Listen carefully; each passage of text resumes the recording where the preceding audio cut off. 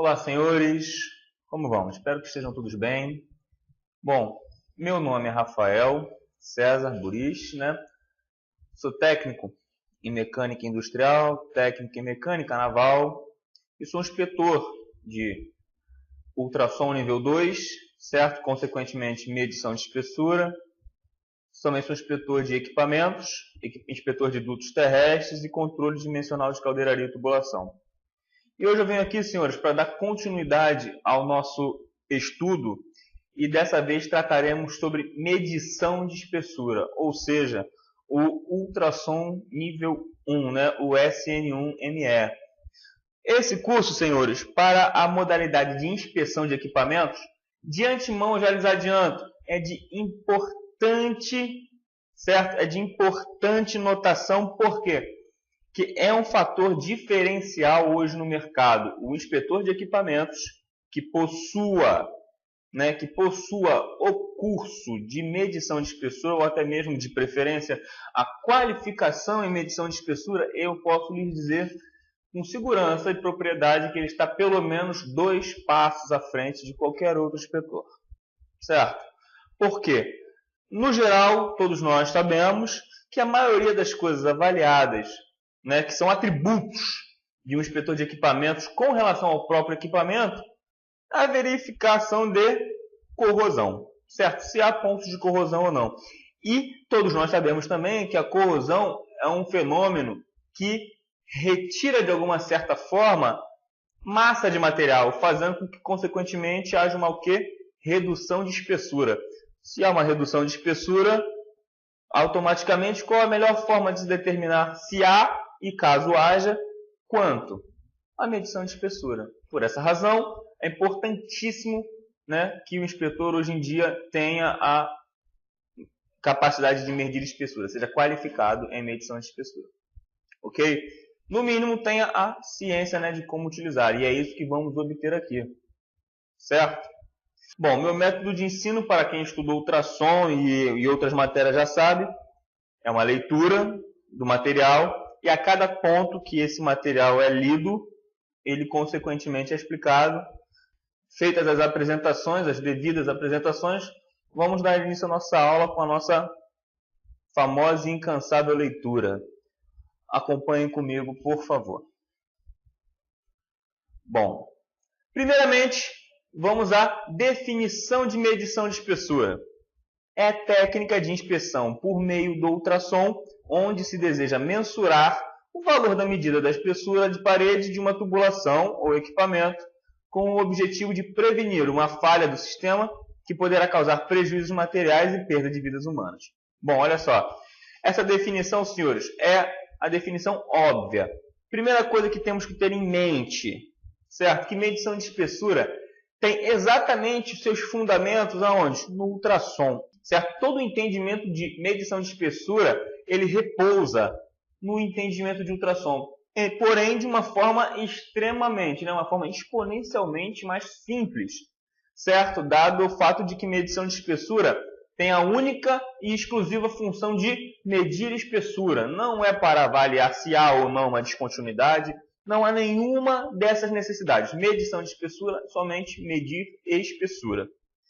De maneira que, como diz o próprio parágrafo, com o objetivo de prevenir uma falha no sistema. Falha devido ao quê?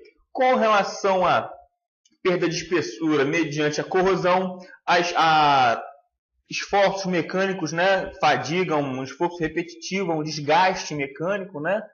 Tudo o que puder causar uma redução da sua espessura, né? Uma redução da parede da espessura, a medição de espessura está aí exatamente para verificar quanto houve de redução. Certo? Vamos em frente. Aqui. Temos aqui, senhores, ó, que eu estou circulando aqui, uma simples ilustração do exame, né? Um simples esquema, que traduz de que forma? Nós temos aqui uma tubulação, certo? A tubulação que aparentemente, pelo lado de fora, está, completamente isenta de qualquer tipo de danificação, porém no interior, ou seja, na parede interna da sua tubulação, percebam, senhores, aqui nessa região que há um ponto de quê? de corrosão, um ponto onde houve o quê? Perda de material. Então, se houve perda de material, consequentemente a espessura desse tubo nesta região foi comprometida, ela foi reduzida.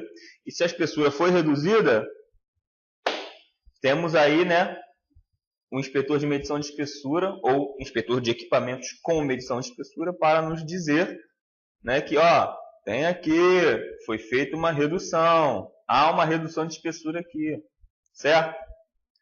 Continuamos. Finalidade do ensaio. A medição de espessura é a utilização mais frequente do ensaio por ultrassom.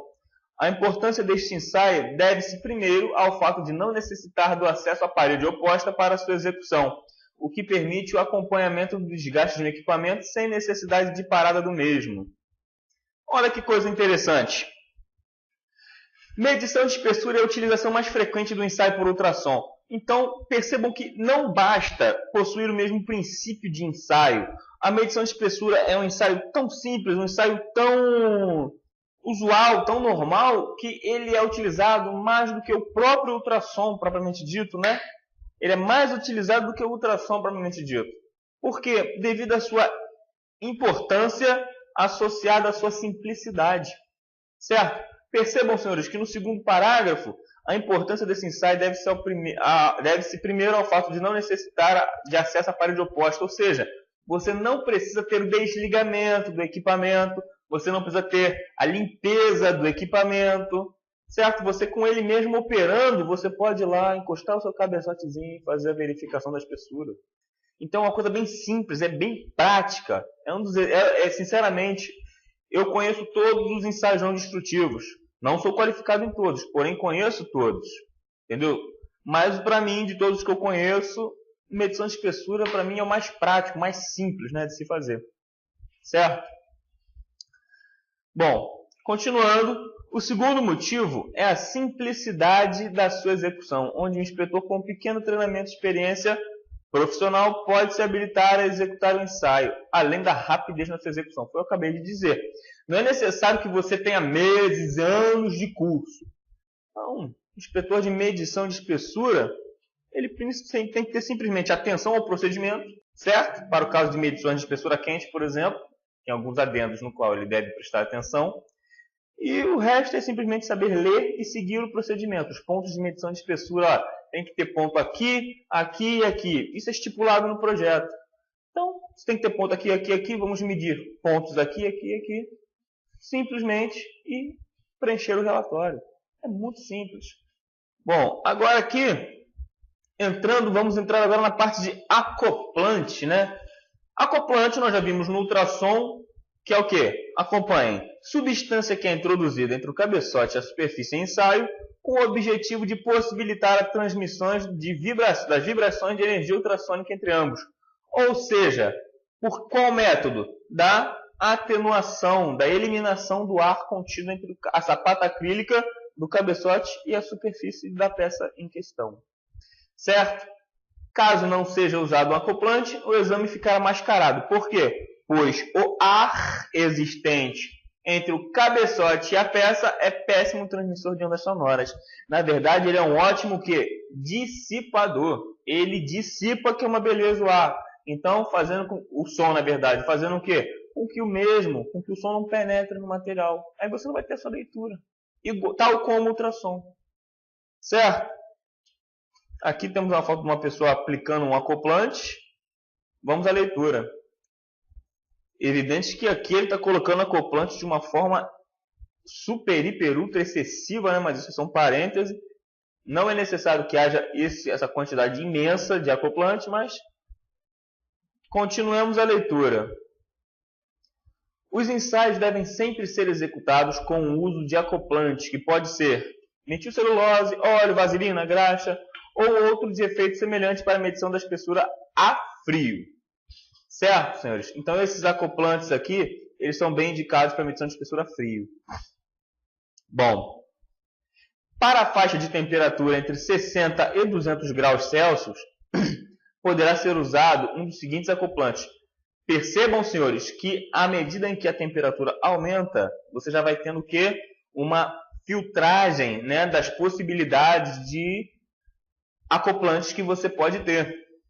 Quais são os exemplos de acoplante? Bom, graxa Lubrax GAT2, né, o GAT2, graxa Lubrax GCL2EP ou acoplante ZGM da Kraut-Kramer, e deve ser aplicado diretamente ao cabeçote, não na peça. Senhores, detalhe importante sobre a medição de espessura quente: o acoplante não é aplicado na peça.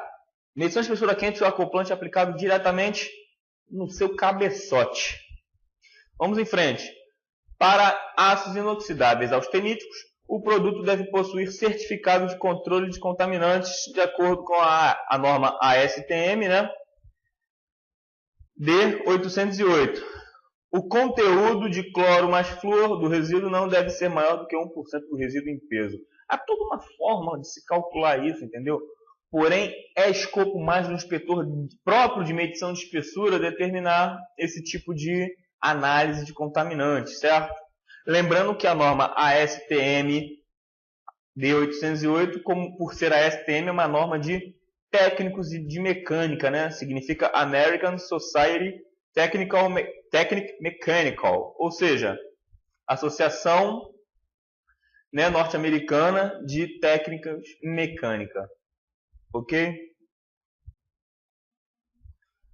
Bom, materiais: aço carbono, aço baixa liga com até 6% de elementos de liga, ácidos inoxidáveis austeníticos, alumínio e suas ligas. São os materiais nos quais são feitas também, é possível ser feita a medição de espessura, né?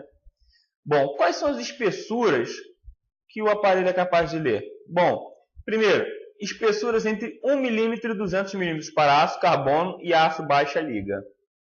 Ponto.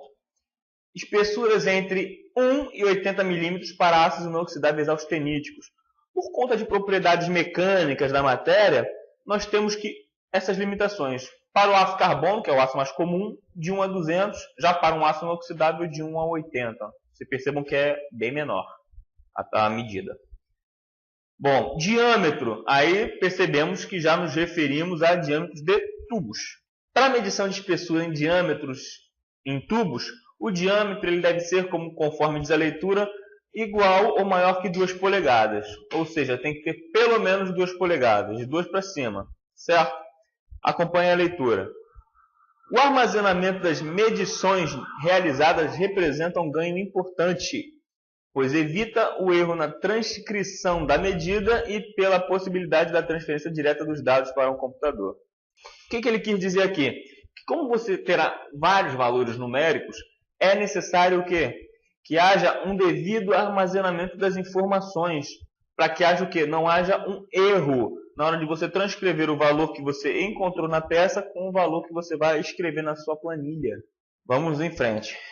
Para a medição de espessura, deve ser utilizado um aparelho de leitura digital com exatidão de medição de mais ou menos 0,1 mm, sendo que o uso de outro diferente do citado implica em aprovação prévia do cliente. Bom, é o seguinte, essa aí são os pré-requisitos básicos que um aparelho de medição de espessura tem que ter, certo? Para realizar a sua medição de espessura, entendeu? E ele tem que ter o quê?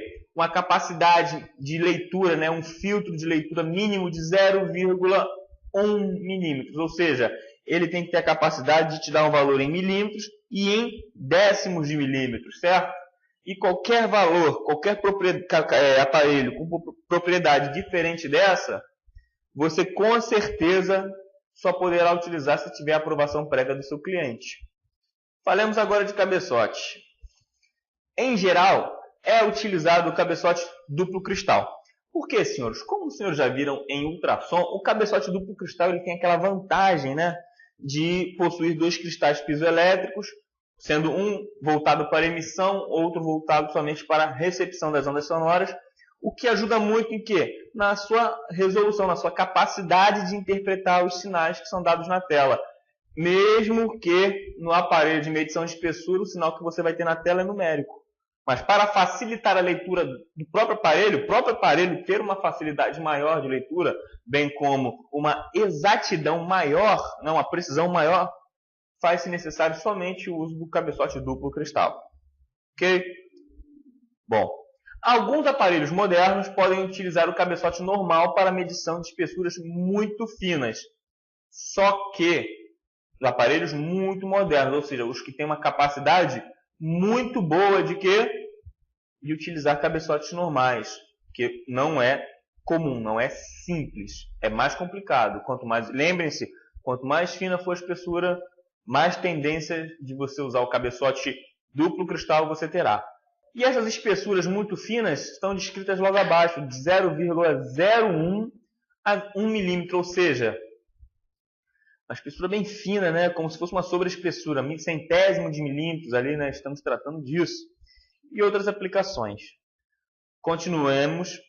Os cabeçotes normalmente utilizados em medição de espessuras são projetados para uma determinada série de aparelhos, não sendo recomendado, e na maioria das vezes possível, utilizar um cabeçote de um fabricante no aparelho do outro. Ou seja, não é recomendado. Se você comprou um aparelho da marca tal, use o cabeçote da mesma marca. A prática recomendada é essa. Se bem que geralmente, né, senhores, é assim que é feito, entendeu? É utilizado dessa forma. É possível você colocar um cabeçote de uma marca, da Kraut-Kramer, e usar num aparelho da Sonatest? É. Só que o recomendado é Sonatest com Sonatest, Kraut-Kramer com Kraut-Kramer. Certo? Aqui temos o que os senhores já conhecem, né? São os cabeçotes.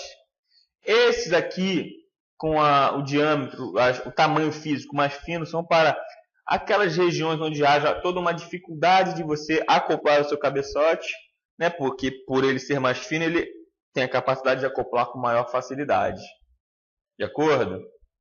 Seleção do cabeçote.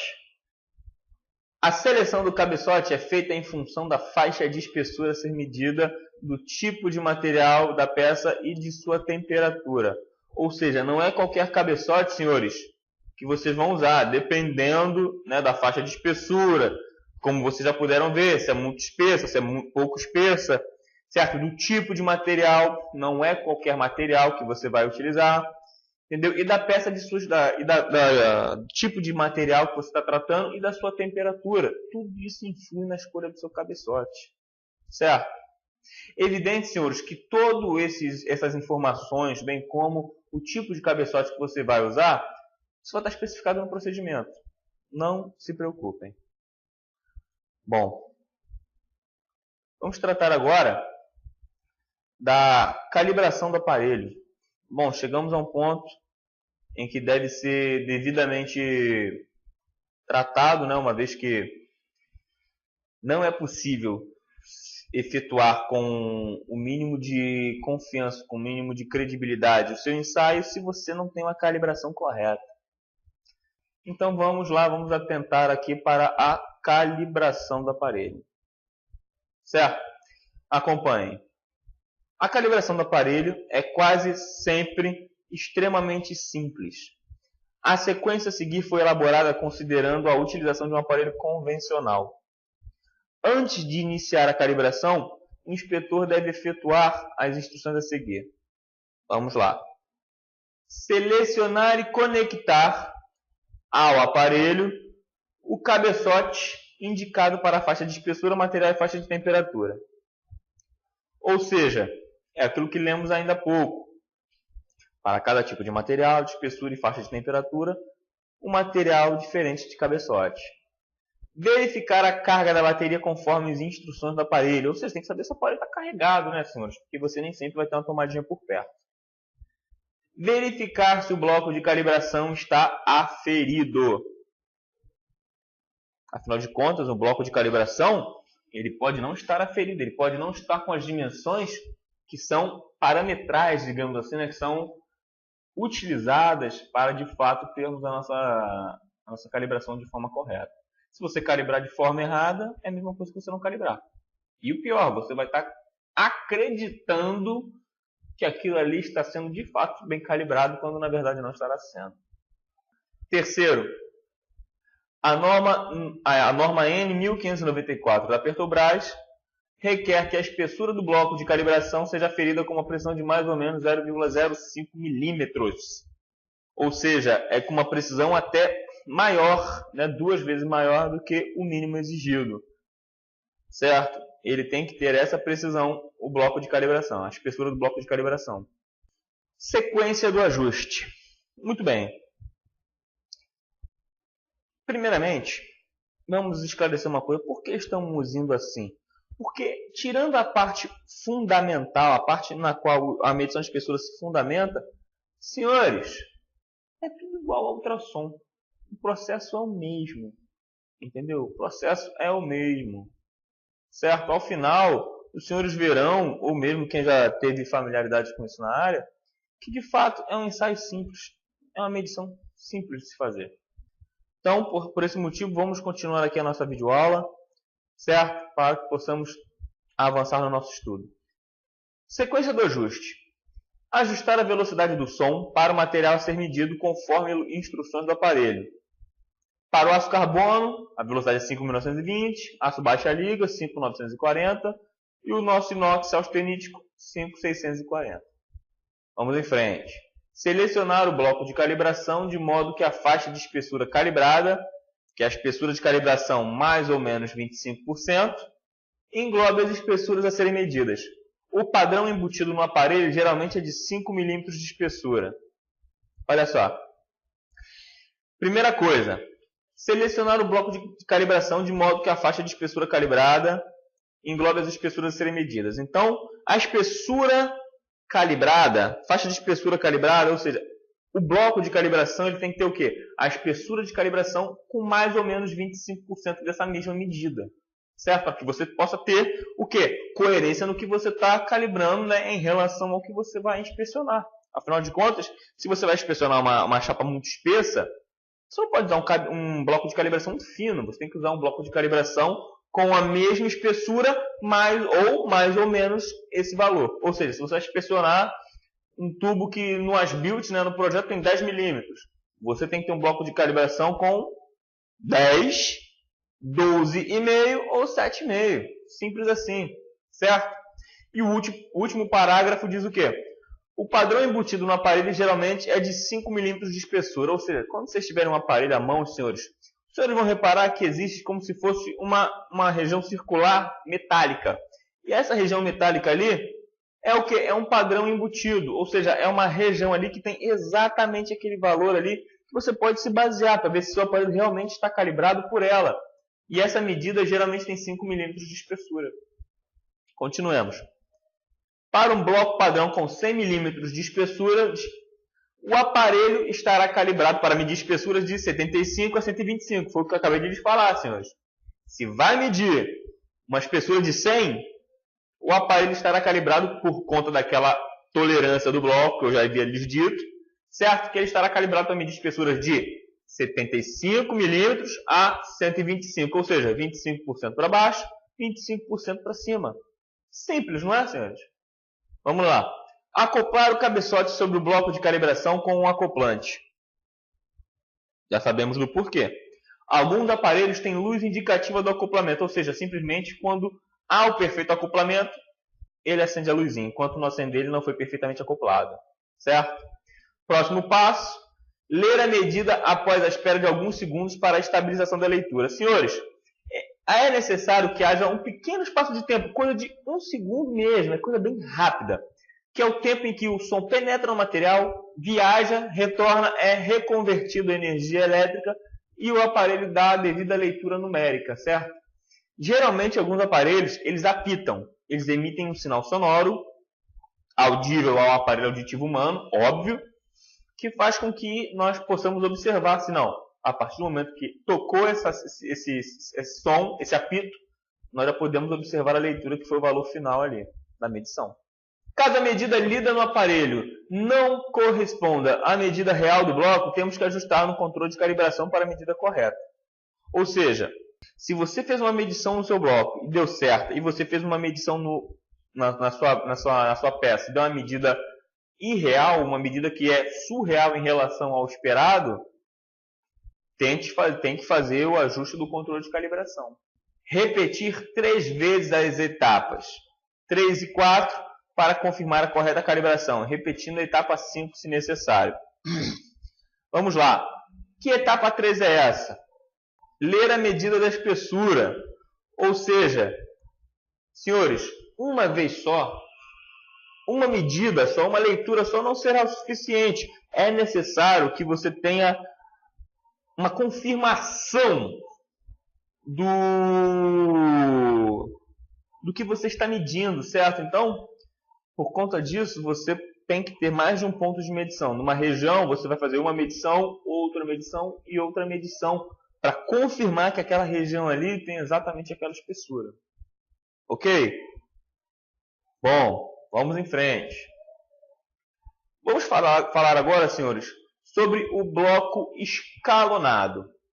O bloco escalonado, senhores, não se assustem com o nome, não é nada mais do que o bloco de calibração. É simplesmente o bloco de calibração, senhores, que parece uma escadinha. Vamos em frente? A.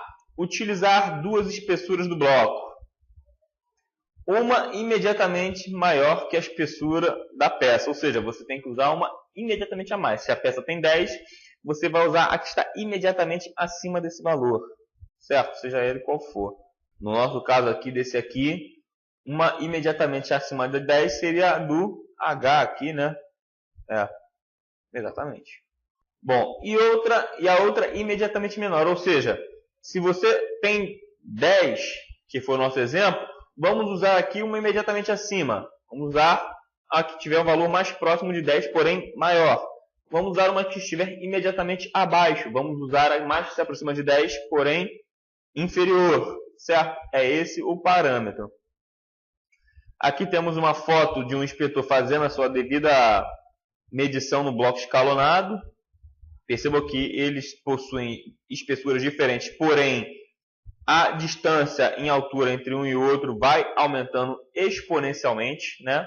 De uma forma progressiva. Então, senhores, com isso nós podemos aqui agora concluir a nossa primeira videoaula sobre medição de espessura, né? De maneira que na próxima videoaula começaremos a falar sobre preparação da superfície e da execução propriamente dita da medição de espessuras, ok? E no mais, fiquem todos com Deus. Até a próxima videoaula. Tchau, tchau.